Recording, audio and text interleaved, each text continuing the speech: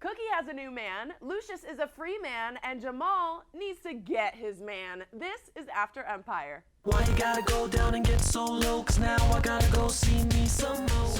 Hello, Cookie Monsters and Boo Boo Kitties. I'm Simone Boyce coming to you from New York City. This is After Empire. My guest today is me. I'm flying solo, and that's okay. I'm having a lot of fun talking about Empire with you. So much to talk about in this episode. Let's start off with Hakeem. Okay, we're gonna work our way backwards. Hakeem gets kidnapped at the end of this episode. What? It's like Empire is taking it into Homeland territory, because when you look at the preview for next week, it seems like Hakeem is being held hostage. And I'm racking my brain. I'm trying to figure out who is behind this. So Hakeem is allied with the Lion Dynasty at this point. He's still working with his mom, still hating his dad, kind of mending things with his brothers. But really the only people in my mind, I mean, I think Thirsty, Lucius's lawyer, is up to no good. And I think eventually Lucius is going to find out, and he's not going to be happy with it, because yes, Thirsty thinks he's acting on Lucius's behalf, but he's doing some really shady things to his family, and I don't think that Lucius is going to let that fly for a long enough period of time. So my theory is that Thirsty is behind Hakeem's kidnapping. Hakeem says he's on his mogul swag, so let's go ahead and talk about the ladies that he's got in the works for this massive girl group, the next Beyonce, whatever it is he's cooking up. Tiana is doing this super smoking, scorching hot photo shoot in this swimsuit. Now, I have seen this swimsuit online. I believe it's by a designer called Agent Provocateur. I've literally been eyeing it. It's on my wish list, and this might just be the tipping point for me. She looked incredible in this photo shoot. But then things start to take a turn for the worse, because she goes downstairs and a couple of fans want to take selfies with her. And one of them has a razor blade in their mouth. I mean, since when did selfies get so dangerous? Social media can be dangerous, y'all. So someone in a mask, these two women, and then there's one head honcho in this creepy white mask, and they take Tiana's stuff and they're trying to blackmail her. This has got to be Thirsty. Thirsty, Thirsty, Thirsty. Thirsty is too thirsty. He's doing some crazy things and he needs to stop. The other theory I have is about Cookie's new man. Let's talk about that right now.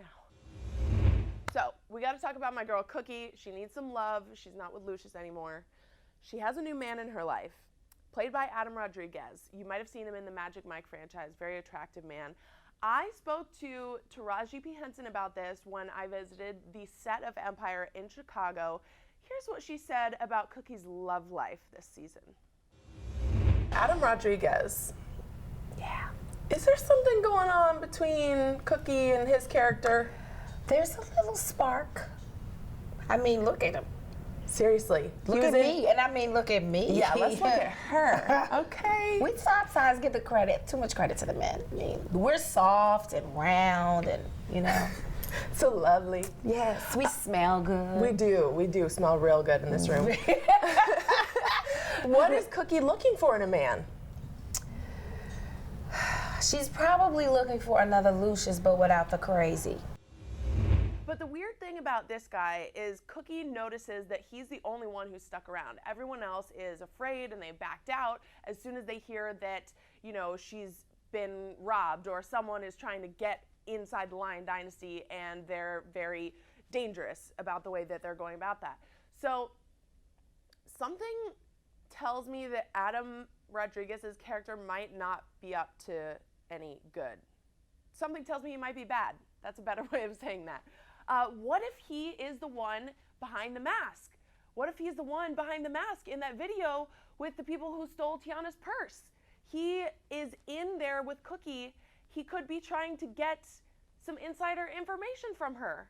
Maybe that's why he's trying to get into her camp, is because he's working for somebody else. Thirsty, I'm looking at you. Jamal and Michael, where do we even start? Y'all are all wrong. I thought you guys were so cute together, and I really thought Jamal was getting Michael's back, and he was not listening to Lucius. He was listening to Neo. Neo coming through with the relationship advice. I mean, I would watch a relationship advice show from Neo. I thought he had some very sage things to say. So Jamal is considering whether or not to take Michael on his tour. And it seems like he was going to remain loyal to him and bring him on the tour, even though this crazy artist who painted that picture of him is trying to get him not to. And he is doing some very aggressive things to try and break he and Michael up. Now, I love how Jamal shut it down immediately in that crazy tunnel. That was the coolest tunnel I've ever seen, the coolest hallway I've ever seen. He shut it down immediately. Unfortunately, Michael walks in at an inopportune moment, and things look very bad for him, but whatever, okay? Seems like Jamal is leaving with Michael. He's going to explain to him, look, I know how it looks, but that's not what it is, okay? I love you. You're my number one. Fast forward to this party at Jamal's house, and Michael is out on the balcony with the artist. What? No loyalty whatsoever?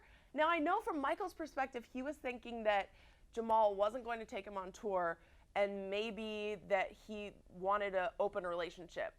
But still, to me, that's no reason to go and cheat. Like, he did not give you a good enough reason to go and cheat with this crazy artist who looks like he has not showered in 2 years, okay? I don't know why you would want to be anywhere near that.